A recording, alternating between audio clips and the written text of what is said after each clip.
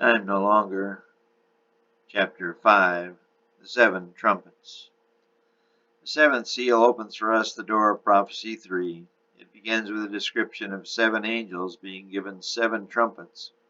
These seven angels prepare to herald with each note an upcoming major event that will occur in the time of the end. Another angel then casts fire down on the earth, resulting in voices and thundering and lightning and an earthquake.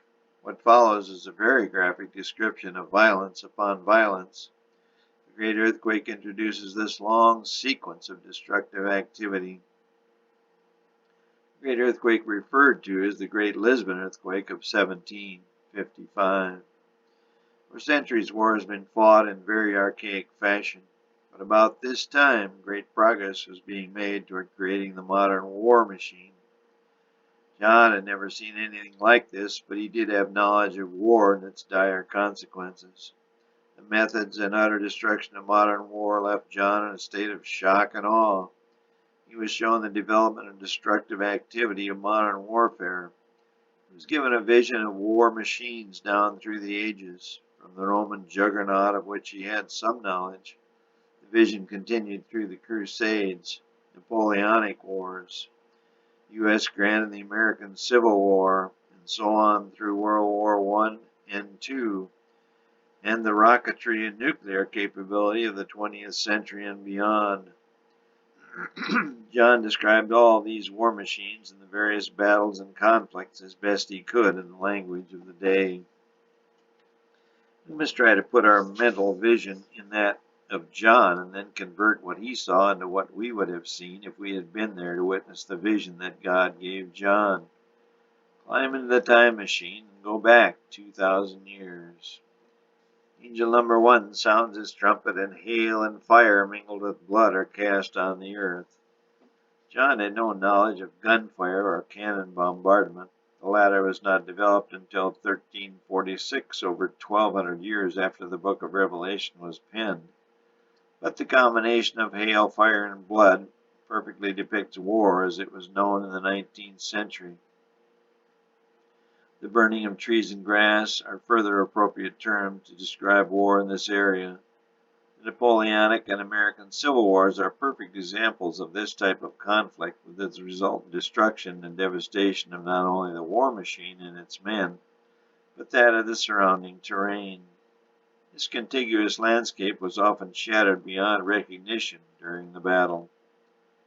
It is fortunate that the Civil War photographers left an excellent account of that war.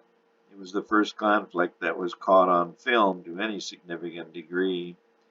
The black and white pictures of the 3-day Battle of Gettysburg, fought near the sleepy little crossroads town in southern Pennsylvania, leaves an indelible impression for all to view. The scenes depicted before and after the battle forever etch in the minds of all who view them visions of horror of war. The destruction of the landscape and vegetation in the battle makes it appear all the more terrible. Each succeeding generation seems to have a penchant for tasting the sweet glory of war, only to find out how bitter that taste can be. The second angel sounds and further describes war as a burning mountain. The sea becomes blood. Sea creatures die and ships are destroyed as this second trumpet sounds. Once again, this is a plausible description of sea warfare coming from a man who never saw anything like it.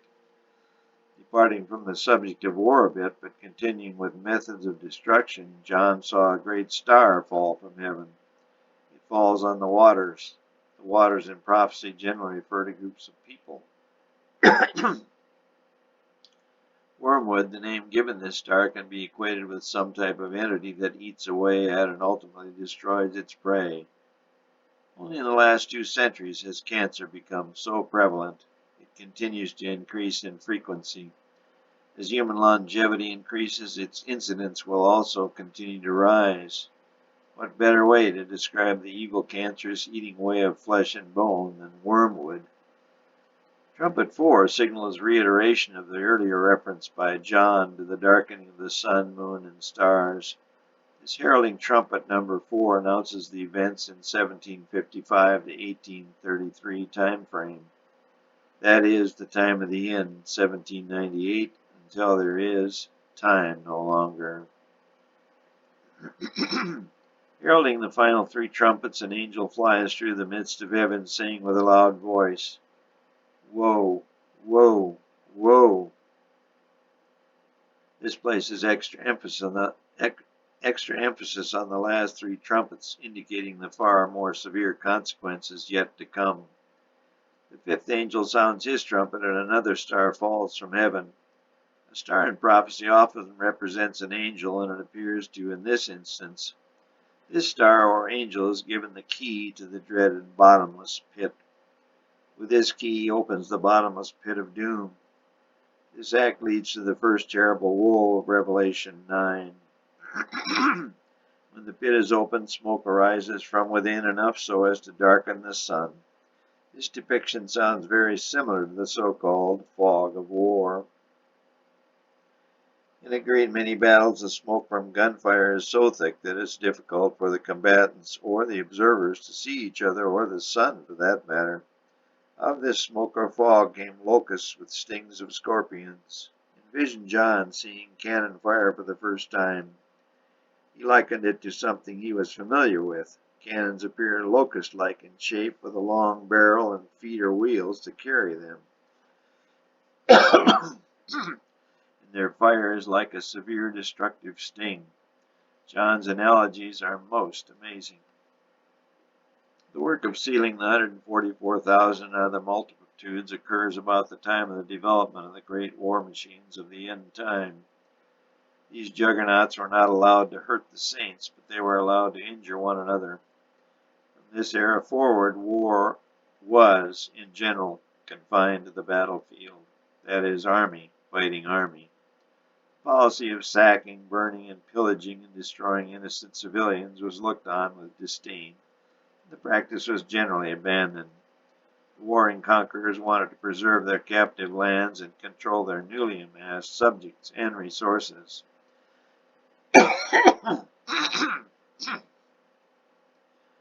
Alexander the Great was the first to utilize this policy in some of his victories in Asia, but this more humane method of war was not popularized until the 18th or 19th century. Revelation 6:6, speaking of the black horse, the Greek empire of Alexander, states, "He that sat on him had a pair of balances in his hand, and they heard a voice in the midst of the four beasts say, a measure of wheat for a penny, and 3 measures of barley for a penny. And see thou hurt not the oil or the wine." This gives description of Alexander's policy of not only paying for conquered goods, but also being careful not to damage the acquired wealth.